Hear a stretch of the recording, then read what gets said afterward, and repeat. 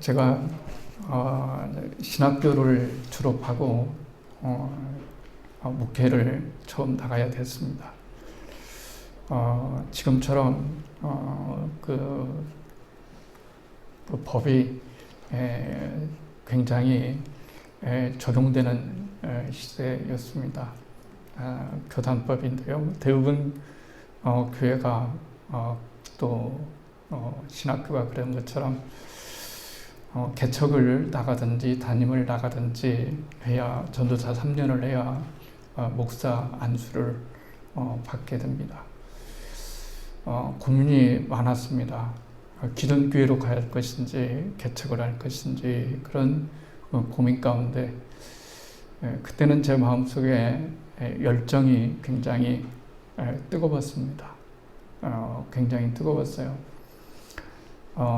굉장히 제가 봐도 순수한 마음이 넘쳐서 기존 교회보다는 교회가 없는 곳으로 가자 이렇게 생각을 해서 교회를 새로 개척하기로 했습니다. 도시보다는 농촌을 택했습니다. 왜냐하면 가진 것이 없으니까 농촌에서 그냥 집 하나 빌려서 하면 되겠다라고 이런 마음을 가졌습니다. 지금 신학생들한테는 정말 몇 말인가 하겠지만 그때는 정말 그랬습니다. 그때 운전도 할 수 없고 차도 없었던 시대에 때로는 기차를 타고 시내버스를 타고 시외버스를 타고 동네마다 돌아다녔습니다. 보이는 것이 교회가 있느냐 없느냐였습니다. 그래서 교회가 없는 곳에는 가서 교회를 세울 수 있는 여건이 되는지를 타진을 해보고 또 여러 가지 연구를 했습니다.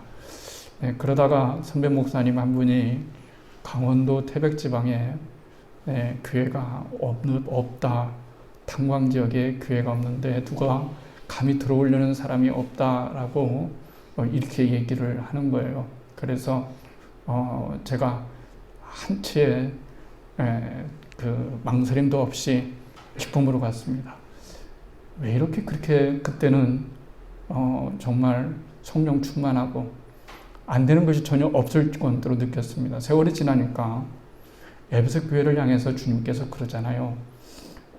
너에게 모든 것이 다 갖추었다. 그러나 한 가지 부족한 것이 있다. 뭐냐면 처음 사랑을 네가 버렸으니까 첫사랑을 빨리 회복해라 그랬습니다. 지금 생각해 보면 젊었을 때는 예수님과의 처음 사랑이 뭔가, 도대체 예수님을 어떻게 사랑하고 어떻게 만나서 사랑한단 말일까 라고 생각을 해봤는데 세월이 지나니까 자연적으로 깨달음을 주시는 거예요. 처음 사랑이 그런 거구나. 처음 사랑이 그런 거구나. 이런 생각이 들었습니다. 가서 경상북도 봉화군 속포면 태백지방이라고 태백하고 같이 붙어 있습니다. 강원도 탕방지대예요. 그래서 집을 빌렸습니다. 집을 안 빌려준다고 하는데 어렵게 주님의 은혜로 교회를 구했어요. 그래서 허름한 집을 하나 빌려서 반절은 주인집이 쓰고 반절은 저희가 교회로 사용했습니다. 방은 3칸이었습니다. 말이 방이 3칸이지 1평, 2평도 안 되는 3개를 쪼개놓고 그냥 칸막이만 있는 문이었는데 여러분 그때 우리 다 생활해 보셨잖아요. 그때 쥐도 많이 나오고 또 그랬습니다.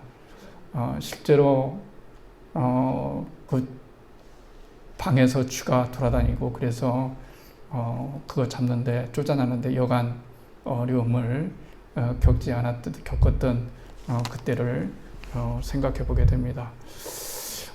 무엇보다도 그때 참 행복했습니다. 그때 가운데 칸을 나눠서 그렇게 하는데 하나님께서 은혜를 베풀어 주셔서 한 1년을 지나니까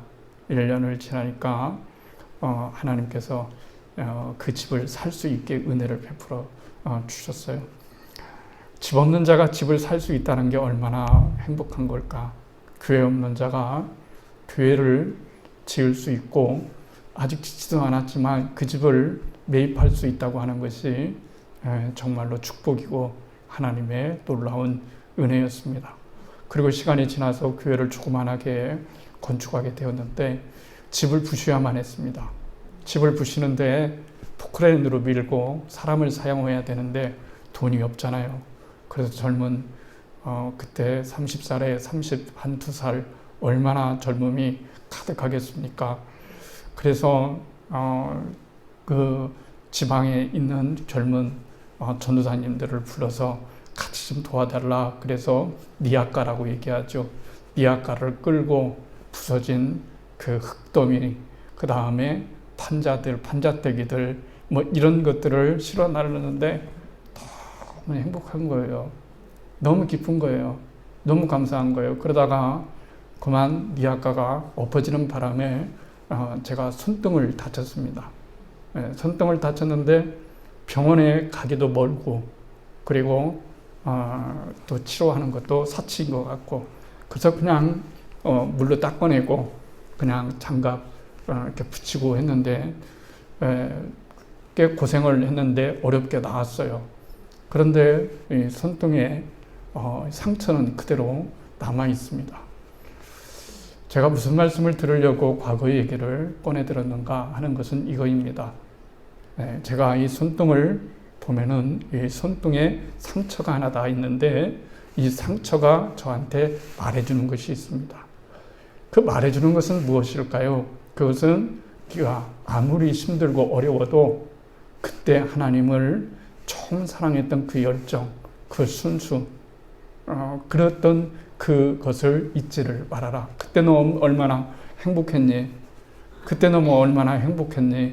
그리고 주님만 있으면 다 되는 것처럼 느꼈던 그 행복한 시절이 있었다니 하면서 이 흔적이, 이 상처가 나에게 말을 해주는 거예요. 상처 자체는 나에게 말할 수는 없습니다. 그렇죠? 사람이 말하라는 거죠. 그러나 이 상처는 저에게 말을 해주는 거예요. 그 말씀을 드리려고 하는 겁니다. 예수님께 나왔습니다. 오늘도 어떤 마음으로 나왔는가라고 하는 것은 저마다 다 다를 수가 있다는 얘기죠. 그런데 우리는 교회를 지으면 그리고 집에 있으면 그리고 여러분 차에도 반드시 있는 게 하나 있어요. 뭘까요? 십자가입니다. 십자가예요. 우리는 그 십자가를 부적처럼 사용하는 것이 결코 아닙니다. 오늘 우리가 본문에 나와 있는 것처럼 이 세상에서 정말로 중요한 것은 영혼입니다. 목숨이 중요하죠. 그러나 여기서 목숨이라고 하는 것을 생각해 볼 때 진정으로 중요한 것은 바로 영혼입니다. 우리의 몸과 마음과 영혼이 있는데 이 세 가지 중에 어떤 것이 중요할까요? 영혼이 중요한 것입니다. 사람마다 어떤 사람은 몸을 중요시 여깁니다. 그래서 쌍꺼풀 수술도 하고 코도 높이고 또 외형도 싹 다 고칩니다. 굉장히 외모에 관심이 있죠. 그럴 수 있습니다. 이해할 수 있습니다. 그러나 시간이 지나면 그거 다 헛것입니다. 또 정신적으로, 지적으로 많은 것을 쌓으려고 합니다. 그러나 시간이 지나면 그것도 마찬가지로 무용지물이 되는 것입니다. 리모델링 여러분 우리 교회에 했어요. 어렵게 결단하고 하나님이 주시는 은혜로 정말 리모델링을 했어요. 그런데 버릴 것이 어찌나 많은지 모르겠어요. 버릴 것이 너무 버려도 끝이 없어요. 이것 버리면 또 나오고 이것 버리면 또 나오고 또 정리하다 보면 이것도 나오고 그래요. 그런데 여러분 그거 있잖아요. 지금은 버릴 것 같아도 20년 전에 샀을 때에는 다 쓸모 있었기 때문에 산 거예요. 세월이 지나니까 다 이것도 필요 없고 이것도 필요 없고 더 좋은 것이 남아있고 낡아졌고 이런 것이기 때문에 여러분 그래요. 그러나 바꿔지지 않는 것이 있어요. 우리의 몸도 이제는 병들고 우리의 몸도 다 죽게 되지만 죽지 않는 불멸이 있는데 그건 뭐냐면 우리의 영혼은 결코 죽지 않는다는 거예요. 주님의 십자가는 첫 번째로 우리들에게 말해줄 때에 바로 그것을 말해줘요. 주님의 십자가가 여러분 왔을 때 십자가를 바라보면서 아무 생각이 없으면 안 되겠죠. 우리가 십자가 앞에 섰어요. 십자가를 바라보면서 찬송을 해요.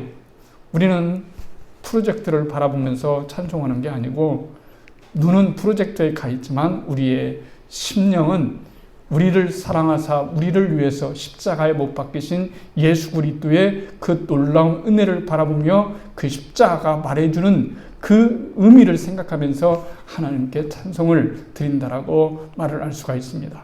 예수님께서 이 땅에 오셔서 자기 자신을 죽이신 것은 여러분과 제가 잘 먹고 잘 살고 오래 살고 이러고자 하는 것이 아니라 우리의 영혼을 구원해 주시기 위해서 주님께서 십자가를 지셨단 말이죠. 이게 하나님께서 우리들에게 말씀해 주시는 십자가의 놀라운 것입니다. 십자가가 또 한 가지 말해주는 것은 하나님과 가까워지는 것, 관계가 가장 중요하다는 거예요. 여러분은 지금 무엇이 가장 관계가 좋습니까? 누구하고 관계가 여러분 좋습니까? 무엇하고 관계가 좋은 거죠? 정말로 십자가가 우리들에게 말해주는 것은 뭐냐면 이 세상에서 무엇이든지 가장 중요한 것이 있는데 그것은 하나님이시라는 거예요. 하나님과의 관계를 하는 것이 너무나 중요하다고 말할 수가 있어요. 하나님과의 관계가 좋을 때 비로소 다른 사람과의 관계를 좋아지게 할 수가 있는 거예요. 하나님이 나를 사랑하셨다. 하나님이 나를 사랑하신다 라고 하는 것. 그런데 하나님과 우리 사이에 좋아질 이런 관계가 여러분 없는 거예요. 관계라고 하는 것은 누구나 다 좋은 관계를 맺을 수가 없는 거죠. 친한 사람이 있고 덜 친한 사람이 있고 좋아하는 사람이 있고 싫어하는 사람이 있을 수가 있어요. 그것은 사람마다 다 특성을 가지고 있기 때문에 그런 거죠. 그런 것처럼 하나님과 우리 사이는 도무지 사랑할래야 사랑할 수 없는 그런 관계였죠. 무엇이 우리를 막고 있었을까요? 성경에서 말하는 것처럼 죄악이 하나님과 우리 사이를 막고 있는 거예요. 그래서 하나님이 우리를 사랑하고 싶어도, 하나님이 우리에게 사랑을 주고 싶어도, 또 우리가 하나님께 나아가고자 한다 할지라도 나아갈 수 없었던 큰 이유 중에 하나는 바로 죄라고 하는 것 때문에 하나님께 나아갈 수가 없었던 거예요. 인간은 절망적이에요. 인간은 누구나 다 죄에 이르는 병에 죽음에 이르는 키케고르가 말하는 것처럼 죽음에 이르는 병을 가지고 있어요. 사람은 다 죽어가는 거예요. 지금 산다는 것은 역설적에도 살았다는 말은 죽어간다는 얘기요. 오래 살았다는 것은 이제 시간이 얼마 남지 않았다라는 거예요. 그렇기 때문에 젊었을 때는 여러분 어떤 것이 별로 중요한 것이 잘 보이지가 않아요. 내 열망, 내 야망, 내 소망 이런 것들을 이루고자 하는 것이 가장 큰 성공이라고 생각해요. 그러나 시간이 들으면서 들은 것이 뭐 있어요? 옛날에 제가 용서하시기 바랍니다. 개척교회를 하고 성전을 짓고 있는데 서울에서는 큰 교회에서 부목사로 불러가겠다고 왔어요. 하나님 가야 될지요 말해야 될지요 고민 많이 했어요. 그래서 안 가겠더니 또 다시 불렀어요. 오시라고. 그래서 비록 부목사이지만 두 번의 청이 있어서 거절한다면 그만한 마음이요. 그래서 갔어요. 갔더니 이건 시골에서만 살았던 제가 갔더니 강남의 큰 교회에서 일주일마다 한 번씩 성도가 아주 많으니까 여러분 성도들이 결혼식을 하게 되는 거예요. 그러면 토요일마다 결혼식을 하는데 교회에다가 뷔페 식당을 차리는 거예요. 처음에 이게 웬 음식이냐 그랬어요. 정말 먹어보지 못하는 음식들 하나하나를 먹는데요. 날마다 그것도 토요일 날에 한 번씩 뭐 기본이죠. 행사 있으니까 그렇죠. 뭐 그런 거예요. 그런데 사람이 참 이상하죠. 세월이 지나니까요. 몇 년 있으니까 너무 뷔페도 먹기 싫은 거예요. 별로 맛이 없어요.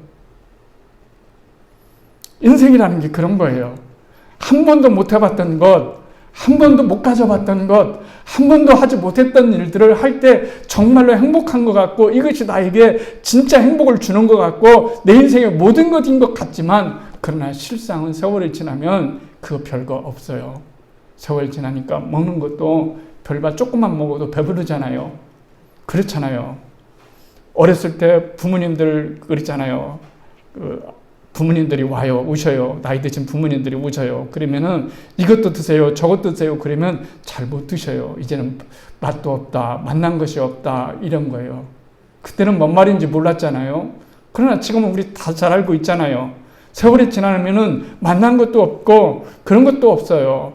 진짜 중요한 것이 무엇인가 하는 것이 너무 행복해요. 여러분, 거짓말이 아니라 저는 정말 젊었을 때는 저도 왜 욕심이 없었겠어요. 주님 앞에 그렇게 기도도 할 때가 있었어요. 주님, 저는 왜 맨날 개척입니까?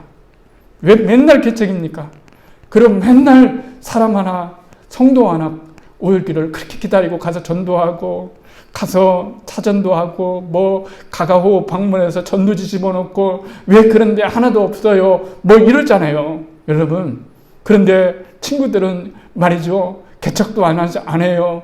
큰 교회 금방금방 불려가요. 그런데 저는 이게 뭡니까? 이런 불평이 있을 때가 있어요. 너무하시잖아요. 불공평하잖아요. 하나님, 그렇다고 해서 우리 교회를 크게 해주신 것도 아니고 뭐 이러잖아요. 그럴 때 제가 언젠가 말씀드렸잖아요.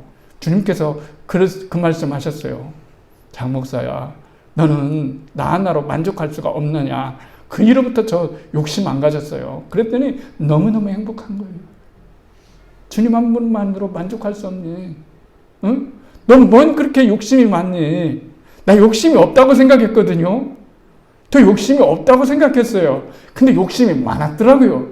근데 주님께서 너 나 하나로 만족할 수가 없니? 라고 하는 이 말씀 속에서 저는 너무 큰 기쁨과 행복을 깨달은 거예요. 그렇구나.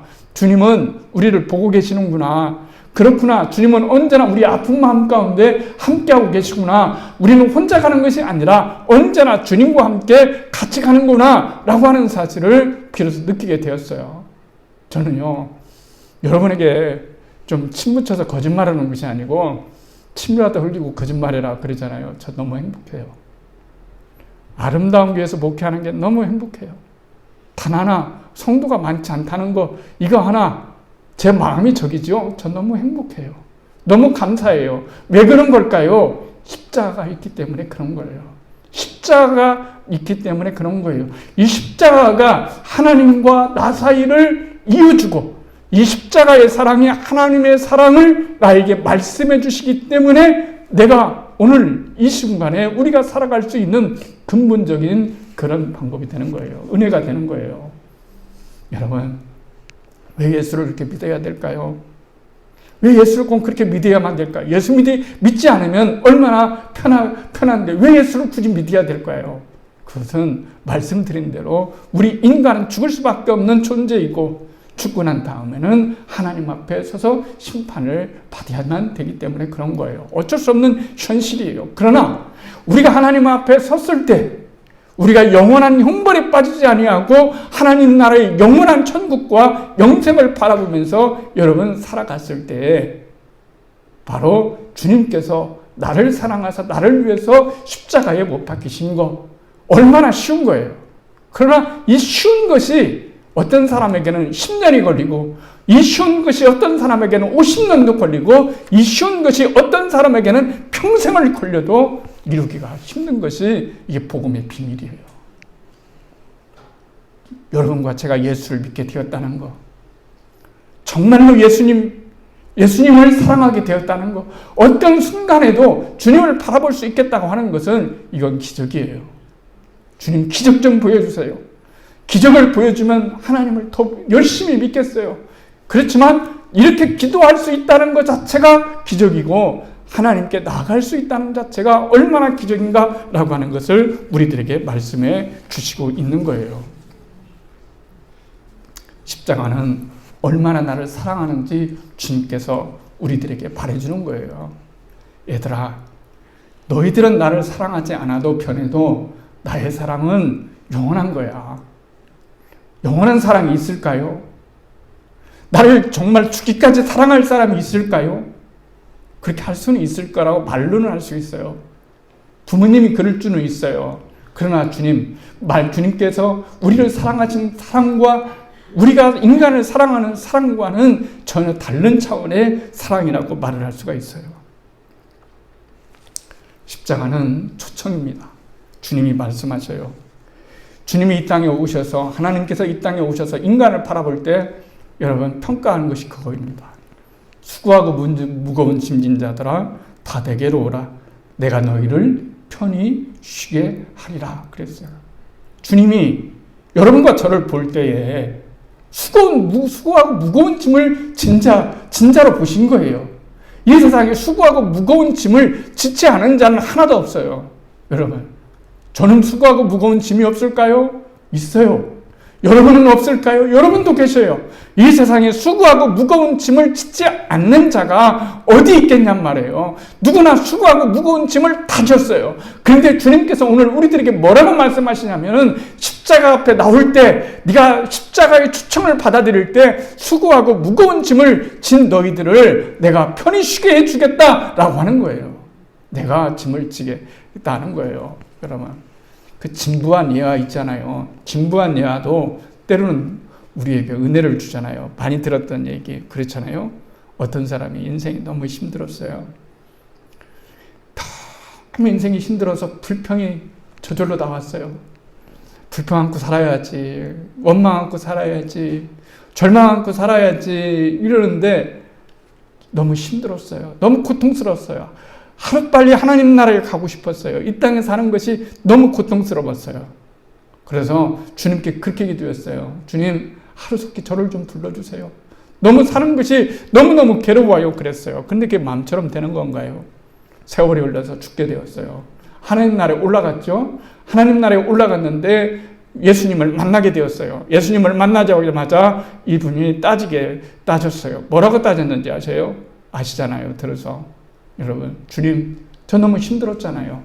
주님께서 언제나 함께 해주신다고 그랬어요. 힘들 때도 함께 해주시고, 기쁠 때도 함께 해주시고, 지칠 때도 함께 해주시고, 이렇게 함께 해주신다고 했는데 내가 진짜로 힘들고 어려울 때 주님은 어디 계셨어요? 주님은 어디 계셨냔 말이에요, 도대체. 주님은 뭐하고 계셨어요? 이렇게 얘기를 하니까요. 주님이 그러셨어요. 얘야, 네 인생의 발자국을 봐라. 그랬어요.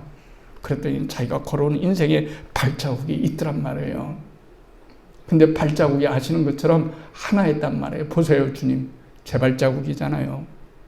주님과 함께 걸었다면 내 발자국도 있고 주님의 발자국도 있어야 되는데 주님의 발자국은 어디 있냔 말이에요. 발자국이 하나밖에 없잖아요.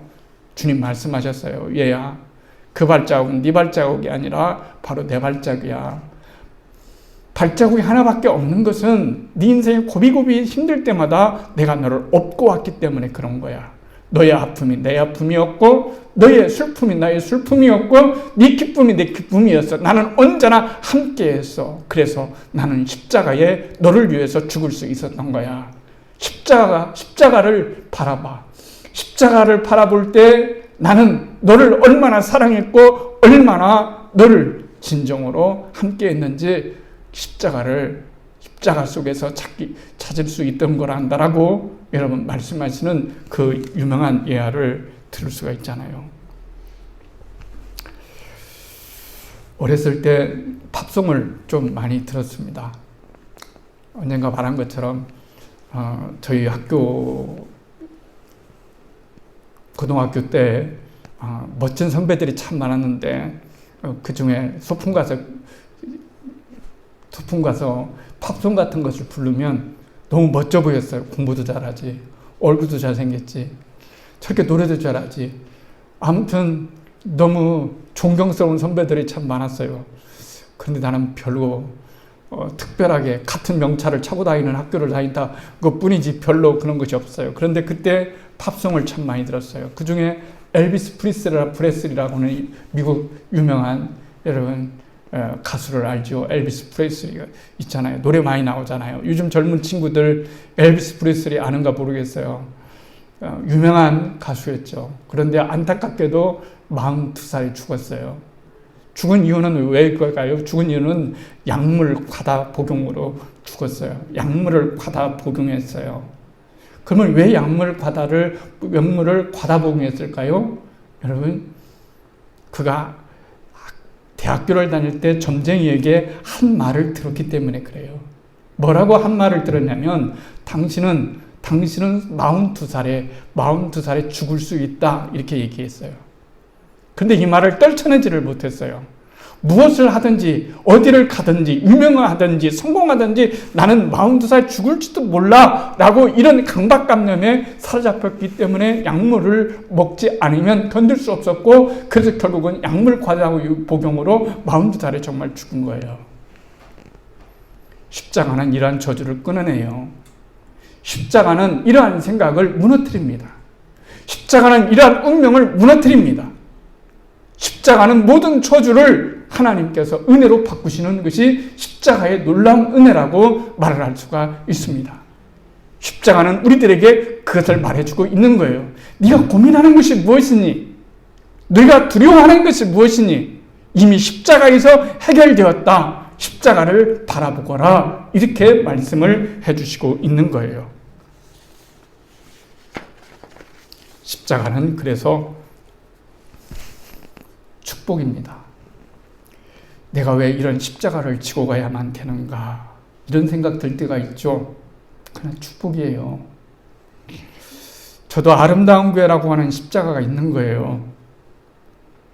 쉽게 갈 수도 있겠지만, 그러나 십자가를 지고 갔을 때 하나님이 우리들에게 주시는 예비하신 하나님의 놀라운 은혜가 있기 때문에 그런 거예요.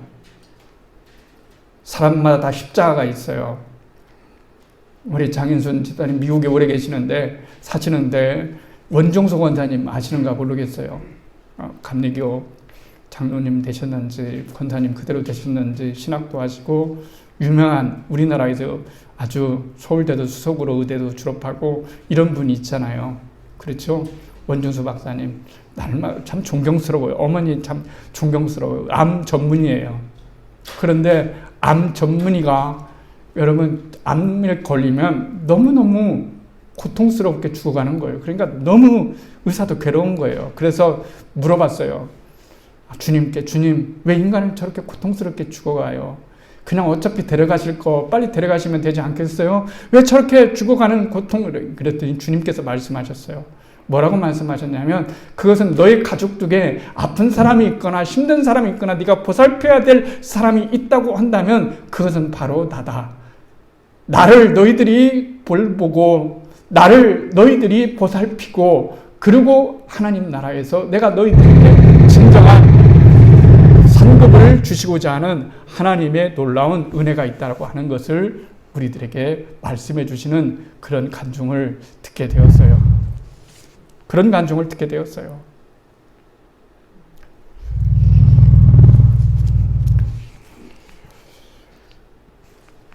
찬양 중에 그러한 찬양이 있습니다. 제가 이 찬양을 굉장히 좋아했어요. 부목사 있을 때 찬양 인도하면은 이 찬양 한 번도 빼놓지 않고 불렀어요. W 쿠퍼가 지었던 찬양인데요. 샘물과 같은 보혈은 임마누엘 피로다. 이 샘의 죄를 씻으면 정하게 되겠네. 저 도적 회개하고서 이 샘에 씻었네. 저 도적 같은 이 몸도 죄 씻기 바라네. 그런 거예요. 내 죄가 씻어졌잖아요. 내 죄가 주님 앞에 씻겨졌잖아요. 얼마나 감사한 일이에요. 예수를 믿는다라고 하는 것은 돈이 생긴다거나 성공한다는 것이 아니라 내 죄가 씻김을 받고 하나님 나라에서 영생을 얻는 하나님의 놀라운 축복을 우리들에게 말씀해 주시고 있는 거예요. 하루트 수풀이 지은 찬송가는 또 어떤가요? 내 주의 보혈은 정하고 정하다. 내 죄를 정케 하신 주 날로라 하신다. 내가 주께로 지금 가오니 골고다의 보혈로 날 씻어 주소서. 십자가는 그런 축복을 우리들에게 말씀해 주시고 있어요. 너희 죄가 사하졌다. 내가 너를 그만큼 사랑한다. 나는 너와 함께한다. 이 세상이 전부가 아니다. 이 세상이 전부가 아니다. 그러니 이 세상의 관점으로 인생을 보지 말고 하나님의 관점으로 이 세상을 바라보거라. 그렇다면 살아가야 될 이유가 분명히 있다. 주님은 이렇게 말씀하십니다.